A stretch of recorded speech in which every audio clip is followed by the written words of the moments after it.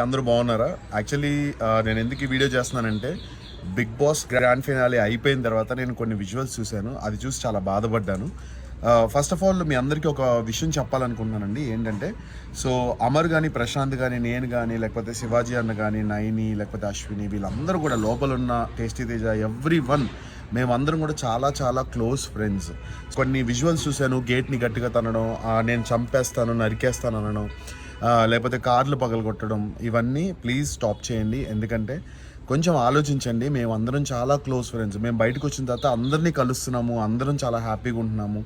ఒకరికొకళ్ళు events అయ్యి చెప్తున్నారు, ఒకరికొకరు మేము డబ్బులు సంపాదించుకుంటున్నాము, మేమంతా బాగానే ఉన్నాం. మీరు మీ కెరియర్ని, మీ ఫ్యామిలీ కెరియర్ని పాడు చేసుకోకండి please, it's my request. And ఇంకోటి ఏంటంటే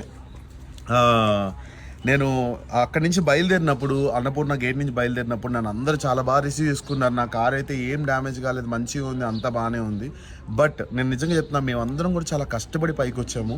నార్మల్ పొజిషన్ నుంచి మీలాగా మేము కామన్ మ్యాన్లా ఉండి చాలా కష్టపడి అన్నీ చేసి, ప్రతి ఒక్కళ్ళు, నేను ఒక్కనే కాదు, అమర్ కానీ ఎవ్రీ వన్ చాలా కష్టపడి పైకి వచ్చారు. పల్లవి ప్రశాంత్ ఇప్పుడు ఒక టాప్ పొజిషన్కి వచ్చాడు. సో మీరందరూ కూడా మీరు యాజ్ అ కామన్ మ్యాన్గా మీరు వాటికి సపోర్ట్ చేసి మీరు తనని గెలిపించినందుకు మేము చాలా హ్యాపీ, మీరు చాలా happy, every one or happy.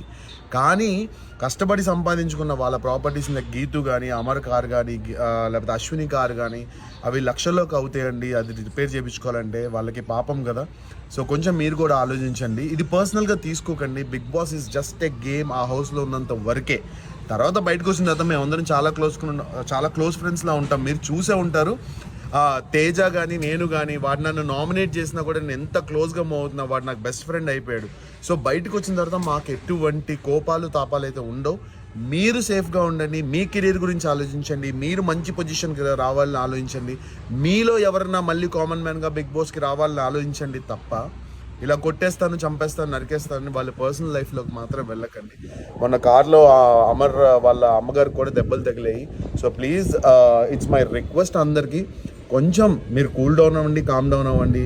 Prashanth win అయిపోయాడు, బిగ్ బాస్ అయిపోయింది, మేమందరం హ్యాపీ, మీరందరూ హ్యాపీ, మనందరం సరదాగా లైక్ ఎంజాయ్ చేద్దాము వాడి గెలుపుని. మేమందరం చాలా క్లోజ్ ఫ్రెండ్స్. మీరు కూడా అందరూ కొంచెం సైలెంట్ అయ్యి కూల్గా ఉండండి, ఎవరిని హర్ట్ చేయకండి. మీరు పోలీస్ కేసులు, మీ ఫ్యామిలీకి పైన పోలీస్ కేసులు మీరు తెచ్చుకోకండి. తప్పుడు మెసేజ్లు, రాంగ్ కామెంట్లు, రాంగ్గా ట్రోల్ చేయడం కూడా ప్లీజ్ చేయకండి. సరదాగా మీమ్స్ చేస్తే వి ఎంజాయ్. మేము ప్రతి ఒక్క మీమ్ని కూడా ఎంజాయ్ చేస్తాం బిగ్ బాస్లో. Thank you so much for every one. Love you all. Stay safe.